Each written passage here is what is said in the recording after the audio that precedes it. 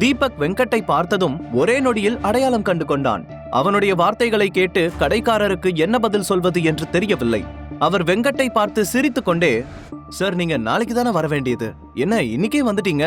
இந்த கல்லை ஏற்கனவே அவங்க விலை பேசிட்டாங்க. அதுவும் இல்லாம அது உடஞ்ச கல்லு வேற. இதை விட உங்களுக்கு நல்ல நல்ல ஐட்டங்களை காட்டுறேன், நீங்க உள்ள வாங்க என்று சொன்னார் கடைக்காரர். எனக்கு அந்த கல்லு தான் வேணும். உனக்கு எவ்வளவு பணம் வேணும்னு சொல்லு, நான் கொடுக்கறேன்.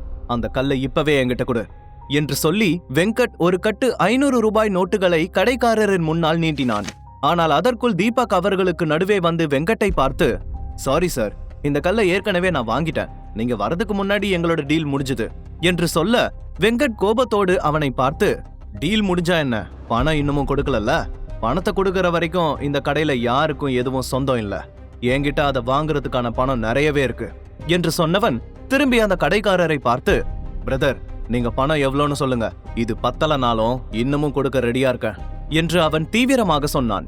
கடைக்காரருக்கு யார் பக்கம் நிற்பது என்று தெரியாமல் குழப்பத்துடன் இருவரையும் மாறி மாறி பார்த்து கொண்டிருந்தார்.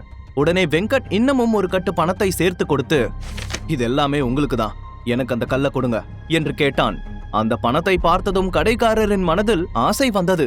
இந்த உடஞ்ச கல்லை வாங்குறதுக்கு இவ்வளவு பணம் கொடுக்கறாரா, இதை நான் கொஞ்சம் கூட எதிர்பார்க்கல என்று தனக்குள் சொல்லிக் கொண்டவர் உடனே அந்த பணத்தை வாங்கி கொண்டு தன்னுடைய சேரில் உட்கார்ந்து அந்த பணத்தை எண்ண தொடங்கினார். அதை பார்த்ததும் தீபக்கிற்கு பயங்கர அதிர்ச்சியாக இருந்தது. வெங்கட் சிரித்துக் கொண்டே தன்னுடைய செக்யூரிட்டி கார்ட்ஸை பார்த்து சைகை செய்தான். உடனே அவர்கள் தீபக்கை சூழ்ந்து நின்று கொண்டார்கள். வெங்கட் அவனை பார்த்து, தம்பி, உன் கையில இருக்கிற கல்ல அவங்க கிட்ட கொடுத்துரு என்று சொல்ல, சார், நான் தான் சொல்லிட்டேனே, இதை நான் ஏற்கனவே வாங்கிட்டேன். இதை என்கிட்ட இருந்து வலுக்கட்டாயமா வாங்கணும்னு நினைக்கிறது தப்பு என்று சொன்னான் தீபக். அதை கேட்டு வெங்கட் சிரித்துக் கொண்டே, நீ அதை வாங்கிட்டியா? நிஜமாவா? நீ அவர்கிட்ட பேரம் பேசிட்டு இருந்தத நான் பின்னாடி இருந்து பார்த்துட்டு தான் இருந்தேன். அதுக்கு நீ எந்த பணமும் கொடுக்கல, அப்புறம் எப்படி அது உன்னோடதா இருக்க முடியும் என்று கேட்டான். இருவரும் மாறி மாறி வாக்குவாதம் செய்து கொண்டார்கள். கடைக்குள் இருந்தவர்கள் எல்லோரும் அவர்களையே பார்த்து கொண்டிருந்தார்கள். இருவரும் அந்த கல்லிற்காகவே விடாப்பிடியாக நின்றிருப்பதை பார்த்ததும் கடைக்காரர் தீபக்கிடம் சமாதானம் செய்ய வந்தார். தம்பி, இந்த உடஞ்ச கல்லுக்காக நீ எதுக்கு இவ்வளவு போராட்டம் பண்ற? அவர் கொடுத்த பணத்துல வேணா நான் உனக்கு கொஞ்சம் கொடுக்கறேன். கடைக்குள்ள நின்னுட்டு இப்படி பிரச்சனை பண்ணிட்டு இருக்காத. தயவு செஞ்சு கல்ல அவர்கிட்ட கொடுத்துருங்க. வெங்கட் சார் சிட்டிலேயே ரொம்ப பெரிய ஆளு. அவர்கிட்ட பிரச்சனை பண்ணிட்டு இங்க இருந்து உயிரோட போக முடியாது என்று தீபக்கை பயமுறுத்துவதை போல பேசினார். ஆனால் தீபக் அதற்கு கொஞ்சமும் பயப்படாமல், நீங்க அந்த மொத்த பணத்தையும் எனக்கு கொடுத்தாலும் நான் இந்த கல்லை கொடுக்க மாட்டேன். நமக்குள்ள ஏற்கனவே டீலிங் முடிஞ்சது. நீங்களும் இந்த கல்லை கொடுக்க சம்மதிச்சிட்டீங்க. அதனால இதை நான் யாருக்கும் கொடுக்க மாட்டேன் என்று தீவிரமான தோணியில் சொன்னான் தீபக். ஆனால் கடைக்காரர் பணம் தருவதாக சொன்னதை கேட்டதும் கணேஷ் சேரிலிருந்து எழுந்து தீபக்கிடம் வந்தார். அந்த சமயத்தில் கடையில் கூட்டம் அதிகமாக கூடியது. அத்தனை கூட்டத்தையும் பார்த்து கடைக்காரருக்கு என்ன செய்வதென்று தெரியாமல் முழித்துக் கொண்டிருந்தார். அந்த நேரத்தில் நியாயமாக நடந்து கொள்ளவில்லை என்றால் மார்க்கெட்டில் தன்னுடைய மரியாதை போய்விடும் என்று உணர்ந்தவர் தீபக்கை பார்த்து, உங்க நல்லதுக்கு சொல்றேன், அதை நீங்க கேட்கலனா அதுக்கப்புறம் உங்களோட விருப்பம் என்று சொல்லிவிட்டு மீண்டும் தன்னுடைய சேருக்கு சென்று உட்கார்ந்து கொண்டார். அப்போது வெங்கட் கோபமாக தீபக்கை முறைத்து பார்த்தபடி, இந்த வெங்கட் முடிவு பண்ணிட்டா அவ்வளவுதான், இப்ப அந்த கல்லு எனக்கு வரலனா யாருக்கும் கிடைக்காத மாதிரி பண்ணிடுவேன் என்று மிரட்டும் தோணியில் சொன்னான். ஆனால் தீபக் விடாப்பிடியாக, நான் இதை கொடுக்க மாட்டேன், உங்களால என்ன பண்ண முடியுமோ பண்ணிக்கோங்க என்று சொன்னான். அதை கேட்டதும் வெங்கட் கோபமாக தனது செக்யூரிட்டி கார்ட்ஸை பார்த்து சைகை செய்தான். உடனே 2 பேர் முன்னால் வந்து தீபக்கின் முகத்தில் பலமாக குத்தினார்கள். அந்த அடியில் தீபக் தடுமாறி சில அடிகள் பின்னால் சென்றான். ஆனால் அந்த இடத்தில் எந்த பிரச்சனையும் உருவாக்க கூடாது என்று முடிவெடுத்திருந்தான். தன்னுடைய மாமனாரும் அருகில் இருந்ததால் திருப்பி அடிக்கும் எண்ணத்தையும் அவன் கைவிட்டான். தீபக்கை அடிப்பதை பார்த்ததும் கணேஷ் பதட்டத்துடன் என்ன செய்வதென்று தெரியாமல் நின்று கொண்டிருந்தார். அப்போது வெங்கட் தீபக்கை பார்த்து, உனக்கு கடைசியா சொல்றேன், ஒழுங்கா அந்த கல்லை என்கிட்ட கொடுத்துடு, இல்லனா தேவையில்லாம அடி வாங்கிய சாவ என்று மிரட்டினான். உடனே தீபக் அவனை பார்த்து, அதையேதான் நானும் உங்களுக்கு சொல்றேன், என்ன அடிக்கிறதால உங்களுக்கு எந்த யூஸும் இல்ல. இந்த மார்க்கெட்ல உங்களுக்குன்னு ஒரு நல்ல பேர் இருக்கு. உங்களை மாதிரியான ஒரு ஆளு என்ன மாதிரி சாதாரண ஒருத்தனை அடிச்சா மக்கள் எல்லாரும் உங்களை பத்தி என்ன நினைப்பாங்க, கொஞ்சம் யோசிச்சு பாருங்க என்று சொன்னான். அவன் சொன்னதை கேட்டதும் வெங்கட்டுக்கு பயங்கரமான கோபம் வந்தது. உடனே சுற்றிலும் பார்க்க வேடிக்கை பார்த்து கொண்டிருந்த மக்கள் எல்லோரும் அவர்கள் இருவரையும் பார்த்து கிசுகிசுத்து பேசிக் கொண்டார்கள். அதை பார்த்து இன்னமும் டென்ஷனான வெங்கட் தனது கார்ட்ஸை பார்த்து, அவனை அடிச்சு கொல்லுங்கடா என்று கோபமாக கத்தினான். உடனே செக்யூரிட்டி கார்ட்ஸ் எல்லோரும் தீபக்கை சூழ்ந்து கொண்டு காட்டுத்தனமாக அடிக்க ஆரம்பித்து விட்டார்கள். அவர்கள் அடிப்பதை பார்த்து வேடிக்கை பார்த்து கொண்டிருந்த மக்கள் எல்லோரும் பயத்தில் என்ன செய்வதென்று தெரியாமல் நின்றிருந்தார்கள். கணேஷ் இன்னமும் முதலடியில் இருந்த அதிர்ச்சியிலிருந்தே மீள முடியாமல் நின்றிருந்தார். ஆரம்பத்தில் சில அடிகள் வாங்கிய தீபக் உடனே அருகில் நின்றிருந்த கணேஷை பார்த்து, மாமா, இதுக்கு மேல என்னால கண்ட்ரோல் பண்ண முடியல, இங்க நடக்கிற எதையும் வீட்ல சொல்லிடாதீங்க, சரியா என்று அடி வாங்கிக் கொண்டே கேட்க, உடனே கணேஷும் பயத்தில் சரி என்று தலையை ஆட்டினார்.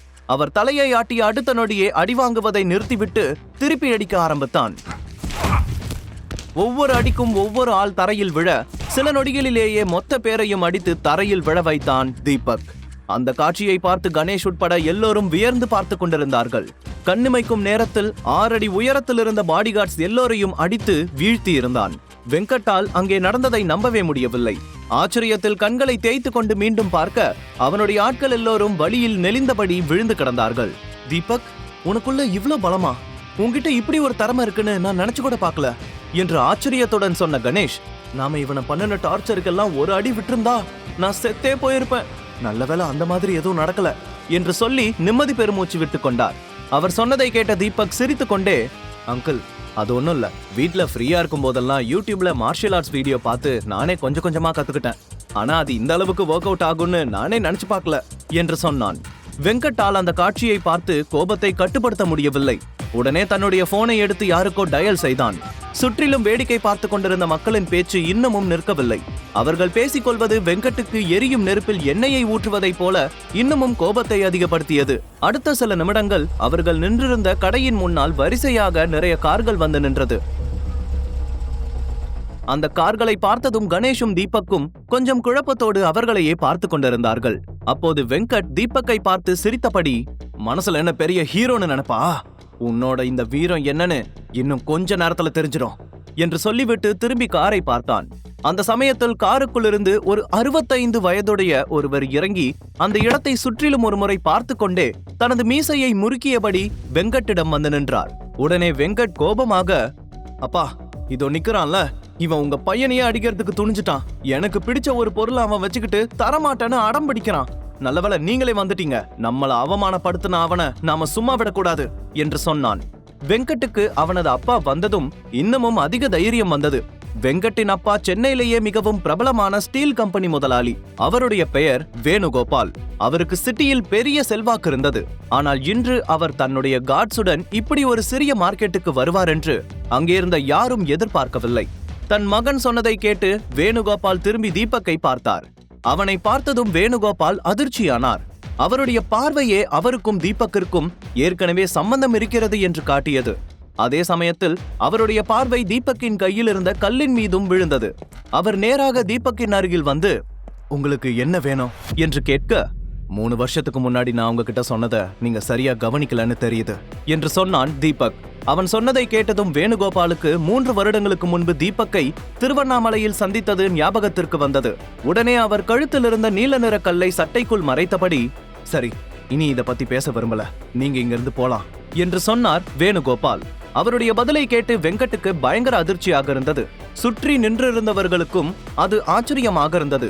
வேணுகோபால் இப்படி ஒரு முடிவை எடுப்பார் என்று அங்கிருந்த யாரும் எதிர்பார்க்கவில்லை. தீபக்கின் வார்த்தையை கேட்ட வேணுகோபால் அதற்கு மேல் எதுவும் பேசாமல் தீபக்கை அங்கிருந்து கிளம்பும்படி சொல்ல, அதை பார்த்து வெங்கட் அதிர்ச்சியானான். சுற்றி நின்றிருந்தவர்களும் வேணுகோபால் தீபக்கிற்கு சாதகமாக பேசியதை பார்த்து ஆச்சரியப்பட்டார்கள்.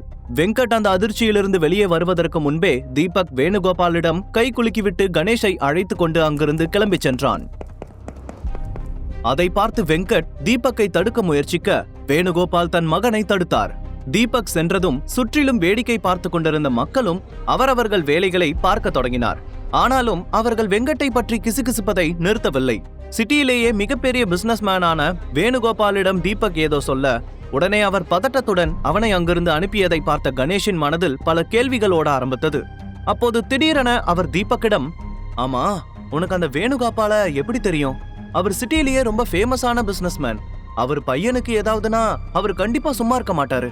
ஆனா உன்கிட்ட பொட்டி பாம்பா அடங்கிட்டாரே, நீ அவர்கிட்ட என்ன சொன்ன என்று கேட்டார். மாமா, உண்மையதான் சொன்னேன். அவருக்கு அந்த நேரத்துல என்ன தோணுச்சுன்னு தெரியல, உடனே என்ன விட்டுட்டாரு. அதனாலதான் அவரோட மனசு மாறுறதுக்குள்ள டக்குன்னு கிளம்பி வந்துட்டேன். நீங்க வேற ஏதோ நினைச்சு தப்பா புரிஞ்சுக்காதீங்க என்று சொன்ன தீபக் ஒரு பெருமூச்சு விட்டபடி, அங்கிள், இந்த விஷயம் ஷர்மிளாவுக்கும் ஆன்ட்டிக்கும் தெரிய வேண்டாம் என்று சொன்னான். உடனே கணேஷ், ஆமா ஆமா, அப்புறம் நான் தான் முன்னாடியே போக வேண்டாம்னு சொன்னேன்ல, அப்புறம் எதுக்கு போனீங்கன்னு என் பக்கம் திரும்பிடுவாங்க. இந்த விஷயம் நமக்குள்ளேயே இருக்கிறது தான் நல்லது என்று சொல்ல, அது மட்டும் இல்ல அங்கிள், நான் சண்டை போட்ட விஷயமா அவங்களுக்கு தெரிய வேண்டாம். நான் உங்களை தப்பா பேசின வேகத்துல அடிச்சிட்டேன். என்னோட மாமா பத்தி பேசினா கோபம் வராதா எனக்கு என்று தீபக் சொன்னான். அது எப்படிப்பா அப்படி அடிச்ச? அந்த அடிய நான் வாங்கியிருந்தா இந்நேரம் என் போட்டோ முன்னால படையல் போட்டு சாமி கும்பிட ஆரம்பிச்சிருப்பாங்க. உனக்குள்ள இப்படி ஒரு வீரன் இருக்கான்னு யாருக்கும் சொல்ல மாட்டேன், கவலைப்படாத. இந்த விஷயத்த சொன்னா எதுக்கு சண்டை நடந்துச்சுன்னு சொல்ல வேண்டியிருக்கும் என்று சொன்னார் கணேஷ். அதற்கு தீபக் தலையை ஆட்டியபடி தன் கையில் இருந்த கல்லை ஒரு முறை பார்த்துவிட்டு மீண்டும் பாக்கெட்டுக்குள் வைத்துக் கொண்டான். அடுத்த சில நிமிடங்களில் இருவரும் வீட்டிற்கு வந்து சேர்ந்தார்கள். வந்ததும் தீபக் முதலில் தன்னுடைய அறைக்கு சென்றான். அடுத்த நொடியே அலமாரையில் இருந்து ஒரு பழைய பையை எடுத்தான். அதற்குள் சில புத்தகங்கள் இருந்தது. உடனடியாக அதிலிருந்து ஒரு புத்தகத்தை எடுத்து அதன் பக்கங்களை புரட்டத் தொடங்கினான். தனக்கு வேண்டிய பக்கத்தை எடுத்து அதை படிக்க ஆரம்பித்துக் கொண்டே பாக்கெட்டில் இருக்கும் கல்லை எடுத்து பார்த்தான். அப்போது அவனது கண்களில் ஒரு பிரகாசம் தெரிந்தது. உடனே மனதிற்குள் சில கேள்விகளுடன் அந்த புத்தகத்தையே முழுவதுமாக படிக்க ஆரம்பித்தான். நேரம் போனதே தெரியாமல் அந்த புத்தகத்தை படித்துக் கொண்டிருந்தான். கொஞ்ச நேரத்தில் காலிங் பெல் அடிக்கும் சத்தம் கேட்டது. முழு கதையையும் கேட்டு மகிழ பாக்கெட் FM ஆப்பை டவுன்லோட் செய்யுங்கள். லிங்க் டிஸ்கிரிப்ஷனில் கொடுக்கப்பட்டுள்ளது.